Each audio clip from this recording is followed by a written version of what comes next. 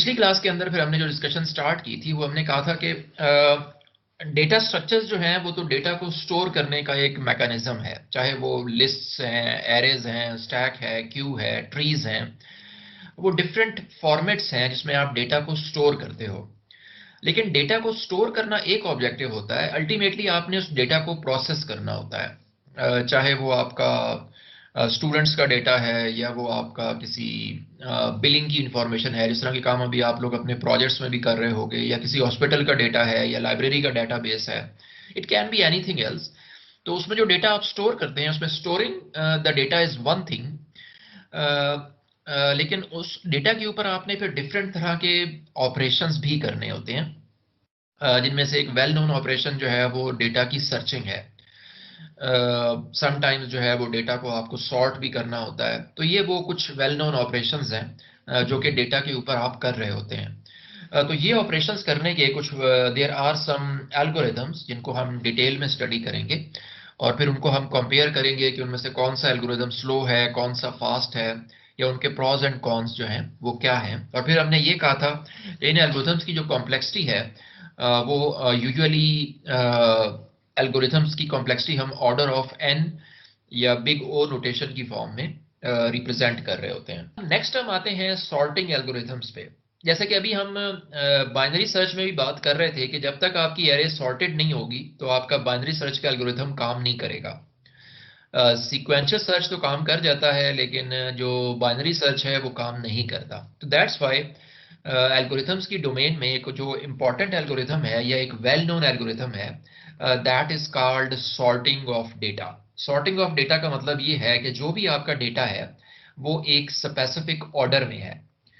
For example, अगर आपकी एक एरे है जो कि कोई लिस्ट है जिसके अंदर ये 5 वैल्यूज पड़ी हुई हैं, अगर आप इसको एक सॉर्टिंग के एल्गोरिथम्स में से पास करेंगे तो वो इसको किसी स्पेसिफिक ऑर्डर में सॉर्ट कर देगा। Order is important.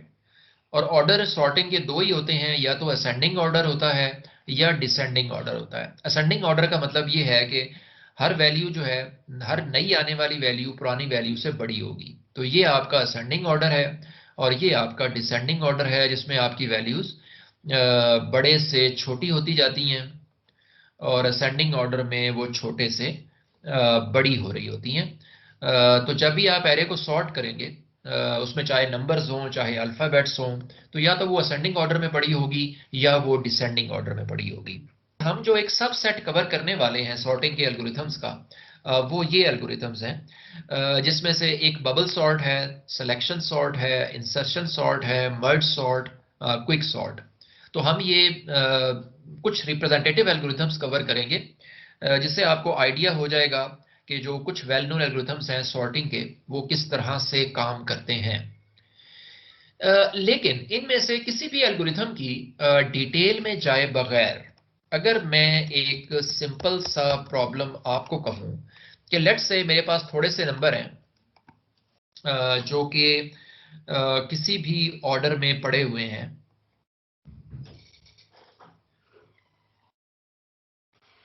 और इस डेटा को हम चाहते हैं कि असेंडिंग ऑर्डर में सॉर्ट कर दें। ये डेटा हम अज्यूम करते हैं कि किसी एरे के अंदर पड़ा हुआ है। तो कुछ बता सकते हैं जी कि किस तरह से काम स्टार्ट करें और कैसे आप एक एल्गोरिथम के स्टेप्स हम आउटलाइन कर दें कि जिन स्टेप्स को हम रिपीटेडली अप्लाई करें तो ये 5 वैल्यूज जो हैं ये सॉर्ट हो जाएं। Anything that comes to your mind. Sir पहले तो हम साइज जो अरे का है एलिमेंट्स का उसको हम डिफाइन करेंगे, और वो उसके हमने बाद डिफाइन कर दिया, 5 एलिमेंट्स हैं।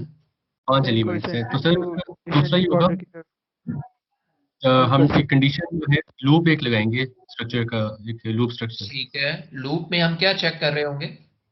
सर ये कर रहे होंगे कि जो है हमारे पास सेंडिंग ऑर्डर के अंदर, यानी कि अगर हमारे पास कह लें कि अगर आई रिज्यूम कर लें अगर वो 0 है। कोडिंग पे बाद में आते हैं। एक बार आपको एक लॉजिक समझ आ जाए तो कोड लिखना मुश्किल काम नहीं होता। मुझे ये सामने 5 नंबर लिखे हुए हैं, मुझे बताएं कि सीक्वेंस ऑफ स्टेप्स क्या होगा कि मैं इनको वो रिपीटेडली अप्लाई करूं तो ये डेटा सॉर्ट हो जाए। आप में से जो लोग कार्ड्स वगैरह खेलने के शौकीन हैं, अक्सर जब कार्ड्स आप शफल करते हो और उसमें से हर बंदा जो है वो अपने कार्ड्स उठा लेता है, तो यूजुअली दे जो कार्ड्स उनके हाथ में होते हैं, they like to keep them sorted, कि वो एक ऑर्डर में हो, सो दैट कि जब भी आपने अगले बंदे को कार्ड शो करने हैं या पत्ते फेंकने हैं, तो वो आपको पता हो कि आपके पास कौन कौन से नंबर्स हैं। तो यूजुअली आप उन्हें किस तरह से एक स्पेसिफिक ऑर्डर में लेके आते हो? अज्यूम करेंगे ये 5 कार्ड्स हैं और इनको आपने सॉर्ट करना है, तो आप किस तरह से सॉर्ट करेंगे? सर इनको कंपेयर और हमने सॉर्ट भी करना करें। है अभी के लिए असेंडिंग ऑर्डर में। तो ऑब्वियसली कंपैरिजन किए बगैर ये काम आप नहीं कर सकते, लेकिन मैं किस चीज का कंपैरिजन जो है वो किससे करूं? मुझे किसी एक पॉइंट से स्टार्ट करना पड़ेगा ना।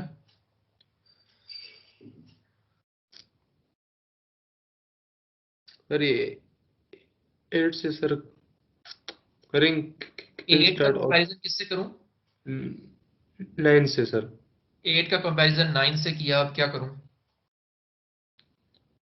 बस बस बस पेंडिंग ऑर्डर में प्लेस कर दे, तो फिर उसके बाद सर 8 का कर दे।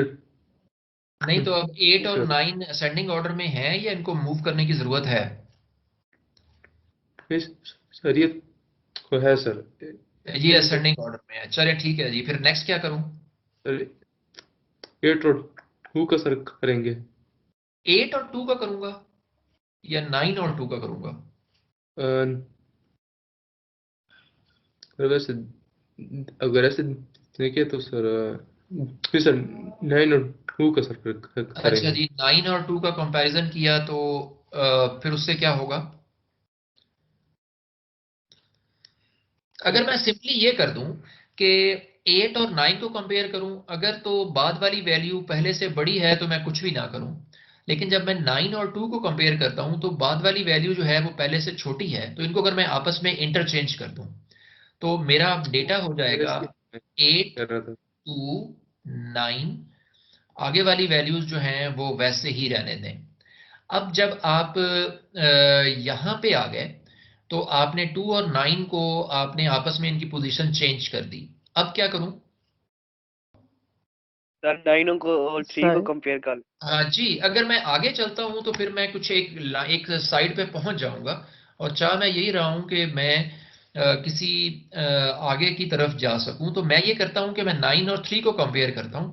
9 जो है वो 3 से भी बड़ा है, तो अब मैं ये करता हूं 8 2 3 और 9। अब नेक्स्ट क्या करूं? और 6 वैसे ही आ गया। सर 9 और 6 को कंपेयर करें। जी, अब 9 और 6 को कंपेयर कर लें तो उससे ये होगा 8 2 3 6 और 9। तो ये आपने रिपीटेडली ये काम किया, और वो काम आपने ये किया कि स्टार्ट आपने यहां से किया था कि आपने इन दो वैल्यूज को कंपेयर किया। अगर बाद वाली वैल्यू पहली वैल्यू से छोटी है तो उनको आपस में इंटरचेंज कर दें, अगर नहीं तो अगली पोजीशन पे आ जाएं। इसको इससे कंपेयर करें, अगर बाद वाली वैल्यू पहली वैल्यू से छोटी है तो इनको आपस में इंटरचेंज कर दें, वो हमने कर दिया। फिर इस पोजीशन पे आ जाएं, बाद वाली वैल्यू अगर छोटी है तो इनको आपस में इंटरचेंज कर दें, फिर इस पोजीशन पे आ जाएं।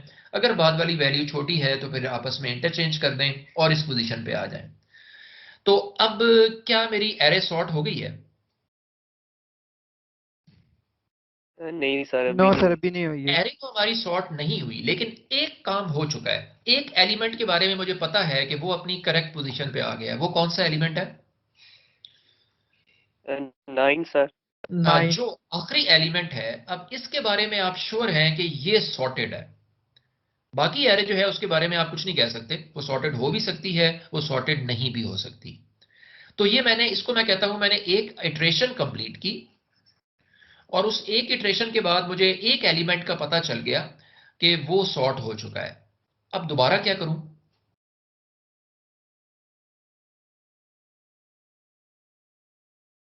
अब दोबारा मैं वही स्टेप्स रिपीट करूंगा कि फिर मैं 8 और 2 को कंपेयर करूंगा स्टार्टिंग फ्रॉम दिस पॉइंट, और 8 और 2 को कंपेयर करने के बाद मैं क्या कर दूंगा? सर वो शिफ्ट इनकी कर देंगे, पोजीशन 2 आपस पहले आ में जाएंगे। इंटरचेंज कर दूंगा, बाकी वैल्यूज जो हैं उनको वैसे ही रहने दूंगा। फिर मैं अगली पोजीशन पे आ जाऊंगा। अब क्या करूंगा?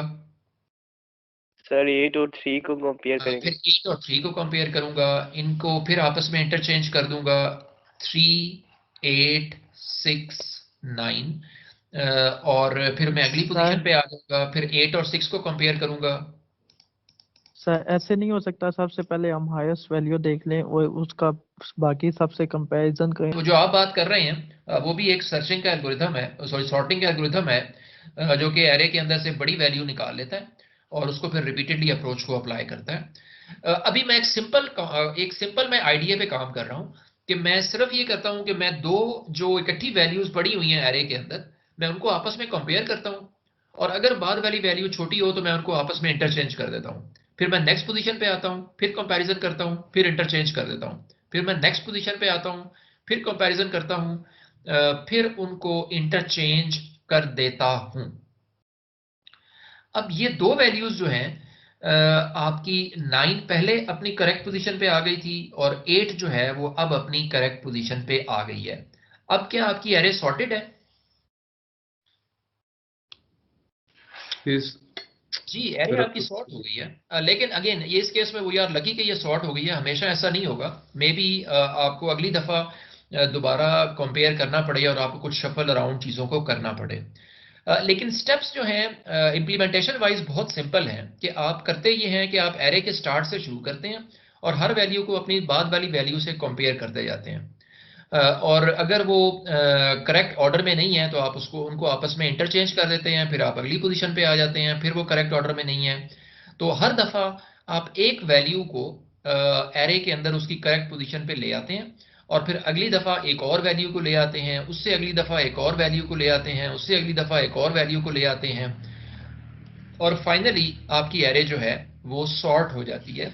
अब अगर इसी एल्गोरिथम को जो बबल सॉर्ट का है मैं रिलेटिवली बड़ी एरे पे अप्लाई करूं जिसके अंदर 11 एलिमेंट्स हैं, तो अब यहाँ पे जब इस चीज को मैं एक इटरेशन कह रहा था तो कोई मुझे बता सकता है कि उस वन इटरेशन के बाद इस एरे के एलिमेंट किस ऑर्डर में पड़े होंगे? स्टेप्स आप वही करेंगे कि 22 को 18 से कंपेयर करेंगे, अगर 22 जो है वो 18 से बड़ा है तो 22 आगे आ जाएगा, फिर 22 को 12 से कंपेयर करेंगे, फिर -4 से, फिर 27 से, उसके बाद जो है फिर 22 आगे मूव नहीं करेगा, फिर 27 को 30 से कंपेयर करेंगे, फिर वो करेक्ट ऑर्डर में है, फिर 30 को 36 से करेंगे, और इस तरह से करते करते आप एंड तक आएंगे। तो अगर मैं आपसे कहूं कि पहली पूरी इटरेशन के बाद ये डेटा जो है ये किस ऑर्डर में होगा? एनीबडी?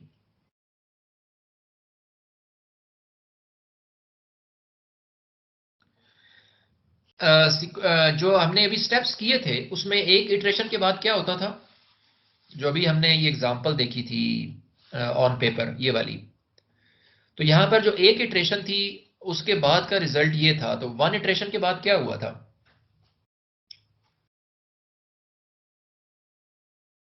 जो आपकी एरे के अंदर सबसे बड़ी वैल्यू थी वो राइट मोस्ट साइड पर आ गई थी, मीन्स के वो सॉर्ट हो गई थी। बाकी एरे में कुछ वैल्यूज आगे पीछे हो गई थी, लेकिन बाकी वैल्यूज के बारे में आप फॉर श्योर नहीं कह सकते कि वो सॉर्ट हो चुकी हैं, लेकिन जो सबसे बड़ी वैल्यू है उसके बारे में आप श्योर हैं कि वो सॉर्ट हो चुकी है। तो अगर इसी तरह से अब मैं आपसे पूछूं कि ये वाली एरे है, जब जो अभी हम जिस एल्गोरिथम की बात कर रहे हैं उसकी एक इटरेशन जब गुजरेगी तो आपका डेटा किस ऑर्डर में पड़ा होगा?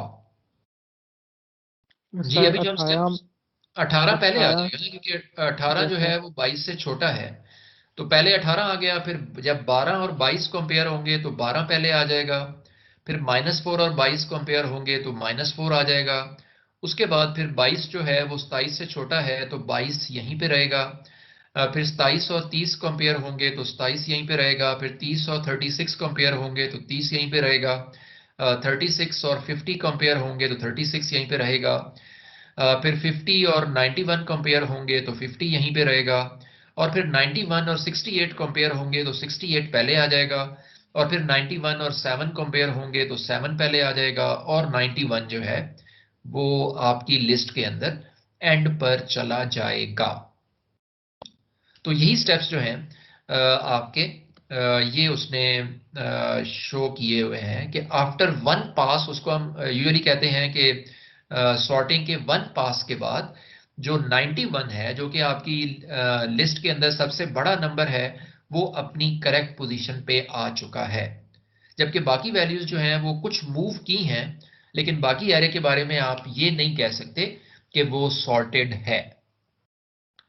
तो these are the steps in the simple sorting algorithm, जिसको हम बबल सॉर्ट कहते हैं।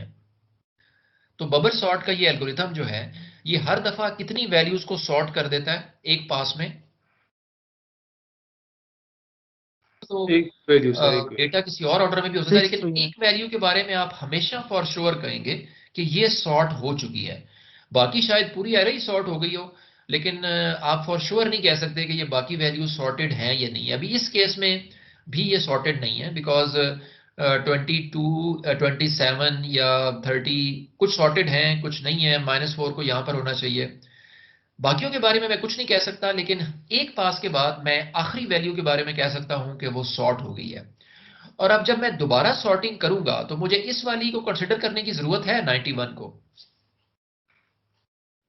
No sir. No, अब sir. आपको इसको कंसिडर करने की जरूरत नहीं है, because it is already sorted. अब दोबारा जब आप सॉर्टिंग का प्रोसेस शुरू करेंगे तो आप इस वाली आखिरी वैल्यू को निकाल दें। अब जो जो रिमेनिंग वैल्यूज हैं, जब सेकंड पास होगा तो ये आप खुद भी करके देख सकते हैं। तो फिर आपकी जो सेकंड लार्जेस्ट वैल्यू है वो भी अपनी करेक्ट पोजीशन पे आ जाएगी। बाकी वैल्यूज के बारे में अभी आप कुछ नहीं कह सकते। वो सॉर्टेड हो भी सकती हैं, वो नहीं भी हो सकती। अब जो आपको एरे सॉर्ट करने की जरूरत है, वो फिर उसमें से एक वैल्यू कम हो गई, बिकॉज ये दोनों सॉर्ट हो चुकी हैं। फिर इसका थर्ड पास आएगा, उसमें 50 जो है वो अपनी करेक्ट पोजीशन पे आ गया। बाकी वैल्यूज के बारे में अभी आप कुछ नहीं कह सकते। अब ये तीन वैल्यूज सॉर्ट हो चुकी हैं, लेकिन बाकी जो आपकी एरे है वो अभी तक सॉर्ट नहीं हुई। तो अगले पास के बाद यहां पर क्या चीज आएगी? 7 पोजीशन के ऊपर 36 आएगा सर। वो 36 आएगा।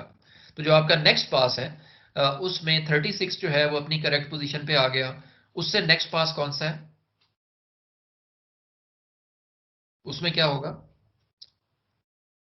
30 उसमें आ जाएगा 30। तो इस तरह से अगर मेरी एरे के अंदर टोटल 11 एलिमेंट्स हैं, तो कितने पासेस के बाद ये एरे सॉर्ट हो जाएगी?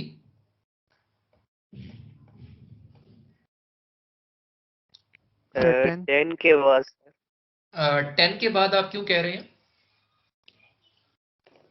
सर n अहमद minus जी 1 का passes।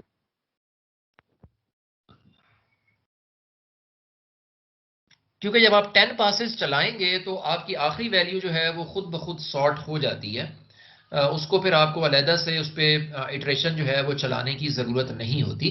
तो इस तरह से करते करते इन 10 पासेस ये आपकी पूरी की पूरी एरे जो है ये सॉर्ट हो चुकी होती है। और उसको हम जनरलाइज करके कहते हैं कि अगर एरे का साइज n है, तो n-1 पासेस के अंदर आपकी एरे जो है वो सॉर्ट हो जाती है।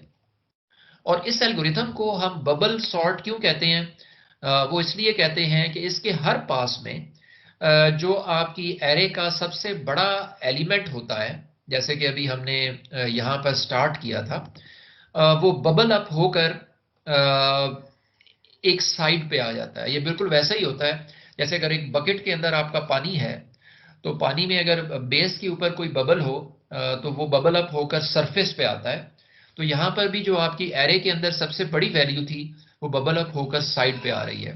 अगली इटरेशन में जो रिमेनिंग एरे के अंदर सबसे बड़ी वैल्यू थी, वो बबल अप होकर एक एंड पे आ गई। उससे अगली इटरेशन में जो रिमेनिंग एरे के अंदर बड़ी वैल्यू थी, वो बबल अप होकर साइड पे आ गई। तो that's why this simple algorithm is called bubble sort.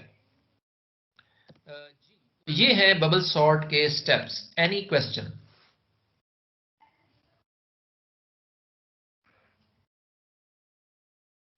ये बबल सॉर्ट के स्टेप्स क्लियर हैं? जी सर। जी सर। अच्छा, अगर मैं आपको छोटी सी एक जी। एरे, फॉर एग्जांपल ये एक छोटी सी एरे है जिसके अंदर 7 एलिमेंट्स हैं। अब पहले तो मुझे ये बताएं कि कितने पासेस के अंदर ये सॉर्ट हो जाएगी यूजिंग बबल सॉर्ट? 6 सर होगी 5 6 पासेस में, बिकॉज n-1 पासेस में आपकी एरे सॉर्ट हो जाती है। तो अब अगर मैं आपसे पूछूं कि पहले पास के बाद आपकी एरे का ऑर्डर क्या होगा? 1 पास, पहला एलिमेंट क्या होगा? 42 सर होगा। सर 42 42, 35 35 35, 12 12 12, 5 होगा सर फिर। नहीं, देखिए आप पहले आपने 77 सर कंपैरिजन किया था 77 42 का, तो 77 बबल अप कर रहा है। 42 यहाँ पे आ गया तो 77 यहाँ पे आएगा, 77 कंपेयर हुआ 35 से तो यहाँ पे आ गया, 12 से कंपेयर हुआ तो यहाँ पे आ गया। लेकिन अब यहाँ से आगे वो नहीं जा सकता, तो 12 के बाद 77 आएगा। यहाँ पे क्या आएगा? 5 आएगा बस। अब यहाँ पे सॉरी 5 आएगा, और जो सबसे बड़ी वैल्यू है 101 वो यहाँ पे आ जाएगी। अब ये वैल्यू हो गई सॉर्ट। अब दूसरे पास के बाद क्या होगा? सर 35 42 35 आगे सर आएगा, 30 जी सर 35 यहाँ पे आ गया। नेक्स्ट सर 12 12, 12 42 42, 5 and 5, 7 77 और 101। तो यहाँ पर एक एलिमेंट सॉर्ट हो गया था, यहाँ पे अब दो सॉर्ट हो गए हैं। थर्ड पास के बाद क्या होगा? सर 12 12, 35 35, 5 5, 42 42, और ये तो आपके पहले ही सॉर्ट हो चुके हैं। ये तीन अब सॉर्ट हो गए और ये रह गए। अब चौथे पास पे क्या होगा? सर ये 12 ये 12 ही रहेगा, 5 5, 35 35 और 42, 77 और 101 जो है ये वैसे ही रहेंगे। अब ये चार एलिमेंट सॉर्ट हो गए, दो रह गए। तो पांचवें पास पे क्या होगा? सर 5 और 12 5 अपनी जगह पे आ जाएगा, और 12 आ जाएगा और 12 यहाँ पे आएगा। 35, 42, 77 और 101। तो अब ये एलिमेंट्स आपके सॉर्ट हो गए, और छठे पास में फिर आप फॉर श्योर कह सकते हैं कि आपकी एरे जो है वो सॉर्ट हो चुकी है। तो इस तरह से ये आपका पहला पास, दूसरा पास, तीसरा पास, चौथा पास, और आपके इतने पासेस में आपकी एरे जो है वो हो गई। सॉरी, मैं 7 कह रहा था, इसमें 6 एलिमेंट्स हैं। तो 6 एलिमेंट्स की वजह से 5 पासेस के अंदर आपके जो ये पूरी की पूरी एरे है ये सॉर्ट हो जाएगी। तो इस तरह से आपका जो कोई भी एरे है, अगर वो अनसॉर्टेड है और उसके ऊपर आपने बबल सॉर्ट अप्लाई करना है, तो n-1 पासेस में आपकी पूरी की पूरी एरे सॉर्ट हो जाएगी। बबल सॉर्ट के हर पास के बाद आपकी एक एलिमेंट जो है वो सॉर्ट हो चुका होता है। दो पासेस के बाद दो सॉर्ट हो गए, तीन के बाद तीन सॉर्ट हो गए, और चार के बाद चार सॉर्ट हो गए, और फिर जब आपने 5 एलिमेंट सॉर्ट कर लिए तो आखिरी वाला जो है वो ऑटोमेटिकली सॉर्ट हो जाएगा। पहला पास, दूसरा पास, तीसरा पास, चौथा पास और पांचवा पास। तो 5 पासेस में ये पूरी की पूरी आपकी एरे जो है ये सॉर्ट हो गई, और n-1 जो है वो यहाँ पे 5 ही बनता है। तो ये आपके हैं बबल सॉर्ट के स्टेप्स, और इस तरह से किसी भी एरे के ऊपर आप बबल सॉर्ट को अप्लाई कर सकते हो।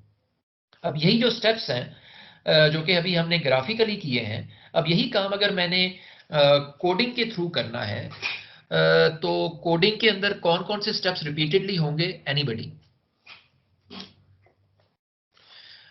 अच्छा, अब जो हम ये n-1 पासेस की बात कर रहे हैं, तो इसका मतलब क्या है? एक काम n-1 टाइम्स रिपीट हो रहा है, तो उसमें कितने लूप चलेंगे, या लूप आपका कितनी बार चलेगा?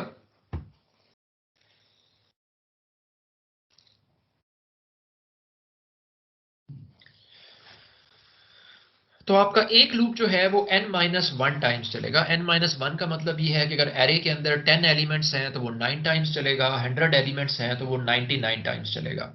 लेकिन जैसे अब यहाँ पर 7 एलिमेंट्स थे, तो एक आउटर लूप जो है वो तो आपका चल रहा है n-1 टाइम्स, लेकिन उसके अंदर हम एक और काम भी तो कर रहे हैं रिपीटेडली। वो काम क्या है?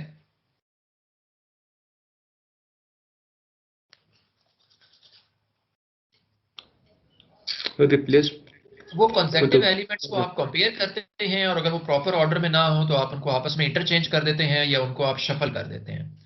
तो आउटर लूप के अंदर एक इनर लूप होगा। आउटर लूप तो हमने कह दिया कि वो n-1 टाइम्स चलेगा, लेकिन जो इनर लूप है वो पहली दफा चलेगा पूरी एरे के ऊपर, वो अगली बार चलेगा इस एरे के ऊपर, उससे अगली बार चलेगा इस एरे के ऊपर, उससे अगली बार चलेगा इस एरे के ऊपर, और उससे अगली बार चलेगा इस एरे के ऊपर। तो ये इस तरह का एक लूप है। इस ऐसे लूप को हम क्या कहते हैं कि वो कितनी दफा चल रहा है? वो वेरिएबल टाइम चल रहा है कि पहली दफा वो पूरी एरे पे चलता है, अगली बार एक एलिमेंट कम हो जाता है, उससे अगली बार एक एलिमेंट कम हो जाता है, उससे अगली बार एक और कम हो जाता है, उससे अगली बार एक और कम हो जाता है, और ये प्रोसेस तब तक कंटिन्यू रहता है जब तक कि एक एलिमेंट अकेला ना रह जाए। तो पहली बात तो ये कि जब भी आप सॉर्टिंग के एल्गोरिथम अप्लाई करेंगे तो एक लूप से कभी काम नहीं चलेगा, आपको नेस्टेड लूप अप्लाई करना पड़ते हैं। तो हमारी वही जो एरे बेस्ड लिस्ट है उसके अंदर अगर मैं एक और फंक्शन ऐड कर दूं बबल सॉर्ट के नाम से, तो ये उसका कोड है। जो हम n-1 पासेस की बात कर रहे थे, वो आपका आउटर लूप जो है वो लेंथ -1 या n-1 टाइम्स चल रहा है। उसके अंदर जो आपका इनर लूप है ये वेरिएबल टाइम्स चलेगा। क्योंकि जैसे अभी हम ग्राफिकली भी देख रहे थे कि हर दफा आप एक एक एलिमेंट कम करते जाते हैं, तो वो आप -1 कर रहे हैं, तो हर दफा आपका लूप एक कम चलेगा। लेकिन लूप के अंदर आप काम क्या कर रहे हैं? आप सिंपली ये कर रहे हैं कि आप कॉन्सेक्टिव एलिमेंट्स को कंपेयर कर रहे हैं, और अगर वो प्रॉपर ऑर्डर में नहीं है तो आप उनको इंटरचेंज कर रहे हैं या उनको आप स्वैप कर रहे हैं। कि अगर बाद वाली जो करंट वैल्यू है वो बाद वाली वैल्यू से बड़ी है, तो उन दोनों को आपने आपस में इंटरचेंज करना है। इंटरचेंज करने का मतलब ये है कि जो वैल्यू लिस्ट ऑफ आई पे है उसको आपने मूव करना है लिस्ट ऑफ i+1 पे। तो ये वही काम हो रहा है। यहाँ पे उसमें j का हुआ है, तो जो लिस्ट ऑफ j वाली वैल्यू है वो आपने एक टेम्परेरी वेरिएबल में कॉपी की और उसको j+1 पे मूव कर दिया, और दूसरी वैल्यू जो है वो उसकी जगह पे आ गई, तो ये यहाँ पे आ जाएगी और ये यहाँ पे आ जाएगी, और वो आपस में इंटरचेंज हो जाएंगी। तो बबल सॉर्ट जो है ये इंप्लीमेंटेशन वाइज एक बहुत सिंपल एल्गोरिथम है कि आप दो कंसेक्टिव वैल्यूज को कंपेयर करते हैं, अगर वो ऑर्डर में ना हो तो उनको आपस में इंटरचेंज कर देते हैं। एक आउटर लूप जो है वो n-1 टाइम्स चलता है, और एक इनर लूप जो है वो आपका वेरिएबल टाइम्स चलता है। लेकिन बबल सॉर्ट जो है ये आपका सबसे स्लोएस्ट सॉर्टिंग एल्गोरिथम भी है। तो हम फिर नेक्स्ट टाइम देखेंगे कि जो बाकी एल्गोरिथम्स हैं वो इससे किस तरह से फर्क हैं, या वो इसको किस तरह से इसके मुकाबले में फास्ट एल्गोरिथम्स हैं।